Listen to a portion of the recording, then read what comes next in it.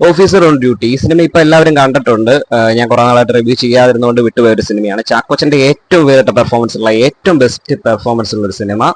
ഇതിന്റെ പ്ലോട്ട് എന്ന് പറയുന്നത് നായകൻ ഒരു പോലീസാണ്. പേഴ്സണൽ ലൈഫിൽ ഉണ്ടാകുന്ന ഒരു പ്രശ്നം കൊണ്ട് ഇയാളുടെ സ്വഭാവം ഭയങ്കര ദേശീയക്കാരനാണ്, വളരെ ദേശീയക്കാരനായിട്ടുള്ള ഒരു പോലീസാണ്. ഇയാൾ ഒരു മാലമോഷണ കേസിന്റെ പുറകെ പോകുന്നതും അതിനെ തുടർന്ന് ചില മർഡർ കേസുകൾ ഇതുമായിട്ട് കണക്ട് ചെയ്തിരിക്കുന്നു എന്ന് അയാൾ മനസ്സിലാക്കിയാണ്. അങ്ങനെ പിന്തുടർന്ന് ചെല്ലുന്ന ഇയാൾ എത്തി നിൽക്കുന്നത് ഒരു കൂട്ടം ചെറുപ്പക്കാരിലേക്കാണ്. അവരാണ് ഇത് ചെയ്തത് ഇയാൾക്ക് മനസ്സിലാക്കണം. മയക്കുമരുന്നിന് അടിമകളായ ഒരു കൂട്ടം ചെറുപ്പക്കാർ, അവരാണ് ഇതിന്റെ എല്ലാം പുറകിൽ എന്ന് അവർ മനസ്സിലാക്കുകയാണ്. ഇതിനെയൊക്കെ ബേസ് ചെയ്ത് പോകുന്ന കിടിലൻ പെർഫോമൻസുകളുള്ള ഒരു അടിപൊളി സിനിമ.